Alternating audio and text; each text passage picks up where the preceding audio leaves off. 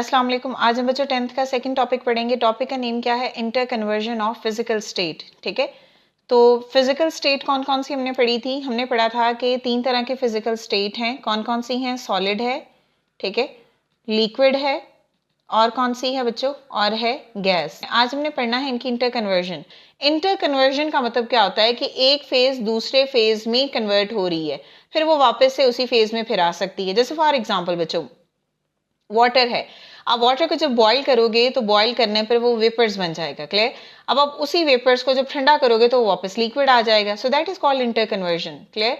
तो inter conversion में हम यहाँ पे 3 तरह की कन्वर्जन देखेंगे। सबसे पहले है conversion of a solid into a liquid, clear, यानी सॉलिड को लिक्विड में कन्वर्ट करना। ऑब्वियस सी बात है, आइस है, अगर आप आइस को लिक्विड में कन्वर्ट करना चाह रहे हो तो आइस को क्या करना पड़ेगा बच्चों? आपको मेल्ट करना पड़ेगा।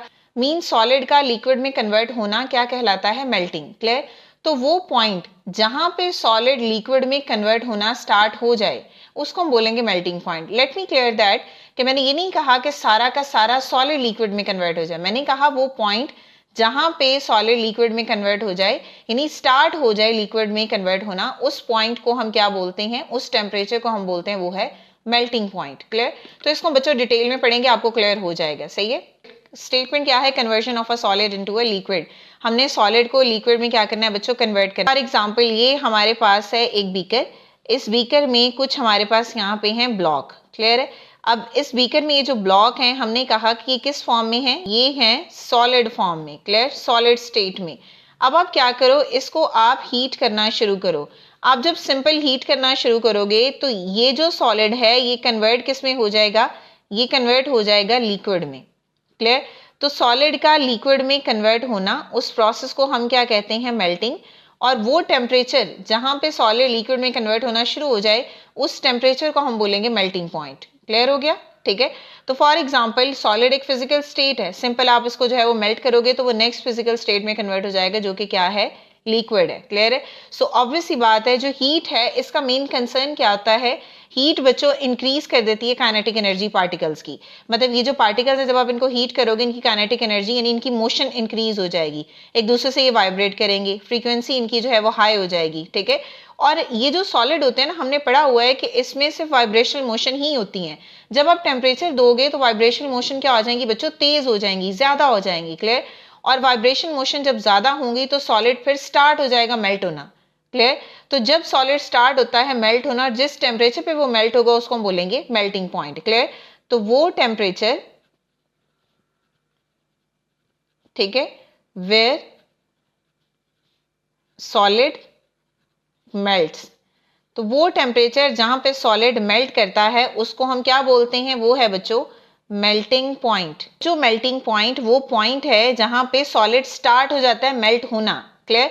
फॉर एग्जाम्पल अगर मैं आपको यहाँ पे बना के दिखाऊं, इसी बीकर को हम दोबारा बनाएं, तो ये हमारे पास है बीकर, इसमें ये आइस का एक ब्लॉक पड़ा हुआ है और कुछ जो है वो ब्लॉक पानी में कन्वर्ट हो गया, क्लियर। तो इसका मतलब है कि अभी भी यहाँ पे क्या है? सॉलिड, और यहाँ पे ये नीचे वाला हिस्सा क्या है? लिक्विड। तो ये ब्लॉक है, ये आइस है पड़ी हुई, आइस का कुछ हिस्सा जो है वो लिक्विड में कन्वर्ट हो गया। तो जो हिस्सा लिक्विड में कन्वर्ट हो गया वो पार्टिकल्स अपनी जगह से हिल गए हैं ना, तो मींस जब मेल्टिंग पॉइंट आप नोट करते हो तो मेल्टिंग पॉइंट पर पार्टिकल्स में पोजीशन भी चेंज होती है और अरेंजमेंट भी चेंज होती है, clear. Of particles and arrangement जो है वो क्या होगी बच्चों? वो चेंज हो जाए। फॉर एग्जाम्पल अब आप क्या करो बच्चों, ये हमारे पास है सॉलिड, क्लियर। इस ब्लॉक को हम यहाँ पे फिर रख लेते हैं, क्या है? ये सॉलिड है, क्लियर। आपने क्या करना है बच्चों? आपने इसको हीट करना है below it's melting point, clear. आपने क्या करना है? इसको हीट करना है, क्लियर।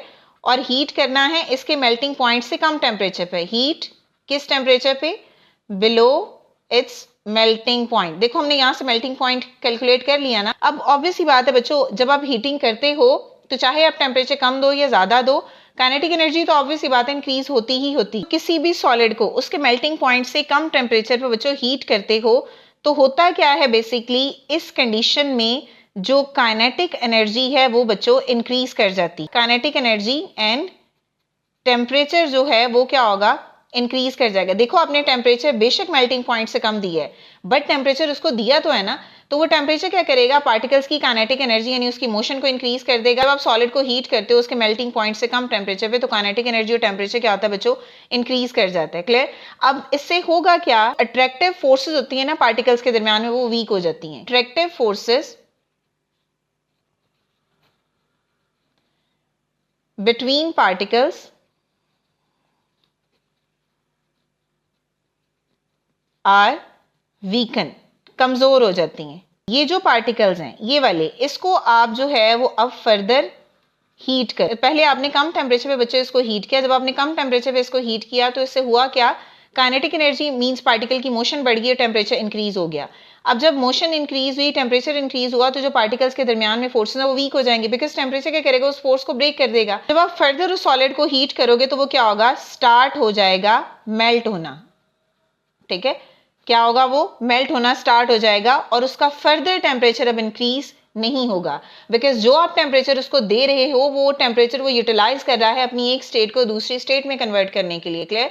स्टार्ट क्या होगा, सॉलिड मेल्ट होना, और टेम्परेचर जो है वो इंक्रीज नहीं होगा, यानी यहां पे हम क्या लिखेंगे, temperature does not increase.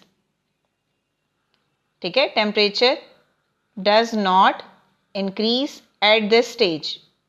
Further heat करोगे तो सॉलिड मेल्ट होना स्टार्ट हो जाएगा। क्यों, क्योंकि जो आपने टेम्परेचर दिया है फर्दर हीटिंग में, वो टेम्परेचर जो है वो सॉलिड को मेल्ट कर देगा लिक्विड में, यानी फिर जो सिस्टम का टेम्परेचर वो फर्दर इंक्रीज बच्चों नहीं होगा। क्लियर। तो ये हमने क्या पढ़ा है, हमने पढ़ा है conversion of solid into liquid.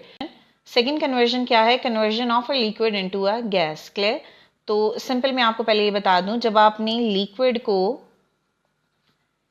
किस फेज में, गैस फेज में, या इसको हम दूसरा क्या बोलते हैं, वेपर फेज में कन्वर्ट करना होता है, तो हम क्या करेंगे, इसको हीट करेंगे। क्लियर।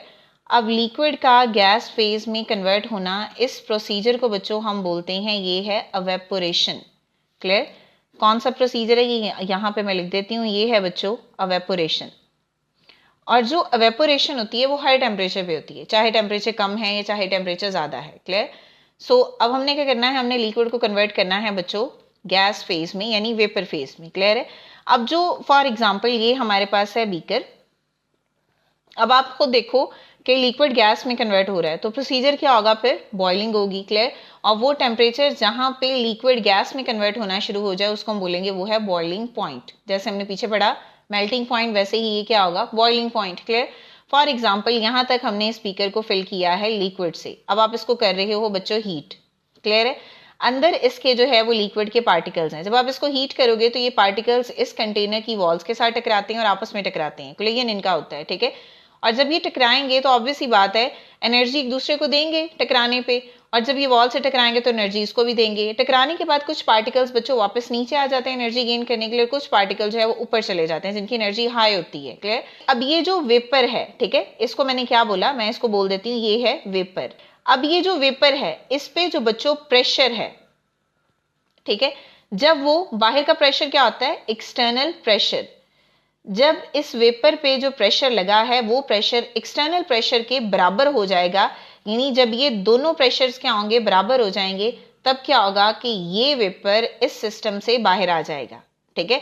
और वो टेम्परेचर जहां पे इस वेपर पे लगा प्रेशर एग्जैक्टली इक्वल हो एक्सटर्नल प्रेशर के, उस टेम्परेचर को हम क्या बोलते हैं, वो टेम्परेचर है बच्चों बॉइलिंग पॉइंट। क्लियर।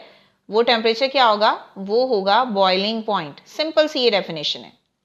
क्लियर। तो मींस वो टेम्परेचर जहां पे वेपर प्रेशर जो है इस लिक्विड का वो एक्सटर्नल प्रेशर के बराबर हो जाएगा, ये जो लिक्विड है वेपर फॉर्म में कन्वर्ट होकर ये बाहर आ जाएगा, तो उस टेम्परेचर को हम बॉइलिंग पॉइंट बोलेंगे। तो ये इसकी डेफिनेशन है, the temperature at which the vapour pressure of the liquid becomes equal to the atmospheric या एक्सटर्नल प्रेशर। ठीक है, एटमॉस्फेरिक या एक्सटर्नल प्रेशर के बराबर होगा तब उसको हम बॉइलिंग पॉइंट बोलेंगे। क्लियर होगा। इस टेम्परेचर पे क्या होता है बच्चों, इस टेम्परेचर पे बेसिकली जो लिक्विड है वो कन्वर्ट हो रहा होता है वेपर्स में। क्लियर। यानी आप इसको ये भी बोल सकते हो गैशियस फेज में कन्वर्ट हो रहा होता है, और जब ये इनके दरमियान में कन्वर्जन होती है ना, तो यहाँ पे टेम्परेचर कांस्टेंट रहता है। क्यों, बिकॉज जो टेम्परेचर आप इसको दे रहे हो वो टेम्परेचर एक फॉर्म को दूसरी फॉर्म में कन्वर्ट कर रहा है, तो टेम्परेचर सिस्टम क्या क्या होगा, कांस्टेंट रहेगा, टेम्परेचर रिमेन्स कांस्टेंट। फिर क्वेश्चन ये आता है कि फिर हीट कहाँ जा रही है, हीट एक स्टेट को दूसरी स्टेट में कन्वर्ट करने के लिए यूटिलाइज हो रही है, तो इसीलिए सिस्टम का टेम्परेचर क्या होगा, कांस्टेंट रहेगा। जो आप बेसिकली टेम्परेचर दे रहे हो, जो हीट दे रहे हो, वो क्या कर रही है, वो पार्टिकल्स के दरमियान में फोर्सेस को ब्रेक कर रही है और उसको एक स्टेट से दूसरी स्टेट में कन्वर्ट कर रही है, इसीलिए सिस्टम का टेम्परेचर जो है वो कांस्टेंट रहता है। थर्ड है बच्चों conversion of a gas into a liquid, तो मीन्स आपने गैस को लिक्विड में कन्वर्ट करना है तो उसको हम कंडेंसेशन बोलते हैं। फॉर एग्जाम्पल जब लिक्विड जो है वो कन्वर्ट होता है गैस में तो इसको हम क्या बोलते हैं, इस प्रोसीजर को अवेपोरेशन, ठीक है।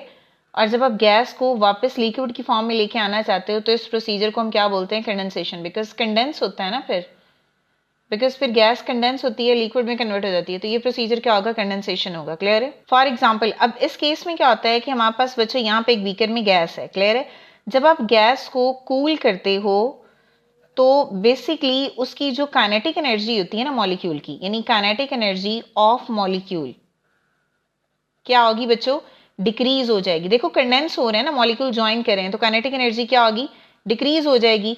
और इस कंडीशन में क्या होगा कि जो मॉलिक्यूल हैं वो एक दूसरे के क्लोज हो जाएंगे। क्लियर। यानी यहाँ पे क्या होगा, एज अ रिजल्ट क्या होगा कि जो मॉलिक्यूल्स हैं कम क्लोज, तो उनके दरमियान में जो है वो फोर्स ऑफ अट्रैक्शन डेवलप हो जाएगी, फोर्स ऑफ अट्रैक्शन होगी। क्लियर। सिग्निफिकेंट का मतलब होता है कि काफी फोर्स ऑफ अट्रैक्शन जो है वो मॉलिक्यूल के दरमियान में बच्चों होगी। क्लियर। अब क्या होगा, एट सुटेबल टेम्परेचर, सो एट आ सुटेबल लोअर टेम्परेचर, जहां पे जो मॉलिक्यूल्स हैं उनके दरमियान की फोर्स ऑफ अट्रैक्शन जो है बहुत ज्यादा हो जाएंगी। जब फोर्स ऑफ अट्रैक्शन स्ट्रांग हो जाएंगी तो मॉलिक्यूल एक दूसरे के क्लोज हो जाएंगे। क्लियर। तो एट आ सुटेबल टेम्परेचर पे क्या होगा, अट्रैक्शन क्या होगी बच्चों, अट्रैक्शन बिटवीन मॉलिक्यूल जो है वो इंक्रीज हो जाएगी। जब अट्रैक्शन इंक्रीज होगी मॉलिक्यूल के दरमियान तो मींस जो मॉलिक्यूल है वो अरेंज होंगे लिक्विड फॉर्म में, और इस प्रोसीजर को हम कंडेंसेशन बोलते हैं। अभी जो ट्रांजिशन होती है एक स्टेट से दूसरी स्टेट में, मतलब गैस जो है वो लिक्विड में कन्वर्ट हो रही है, तो उसमें बेसिकली है क्या, during this transition the temperature of the gas remains constant, constant रहेगी कब तक, until all the gases change into its liquid, जब तक सारी की सारी गैस जो है वो लिक्विड में कन्वर्ट ना हो जाए। क्लियर है। तो ये बच्चों कन्वर्जन थी, आई होप कि आपको क्लियर हो गई होंगी। अगर स्टिल कोई भी क्वेश्चन है तो आप कमेंट कर सकते हैं। नेक्स्ट वीडियो तक के लिए अल्लाह हाफिज।